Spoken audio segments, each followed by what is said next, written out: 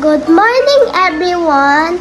My name is Agustin Canto L. Alonso, and I'm grade 1 Team Candida.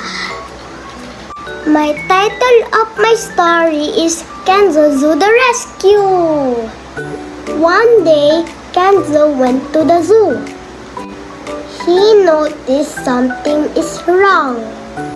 There are garbage everywhere. Plastic, leftover foods, zoo goers place them everywhere. The animals speak to Kenzo. Hey kid, we cannot live like this. This trash is making us sick. I can feel it at the air I breathe. It pollutes the water that I am in.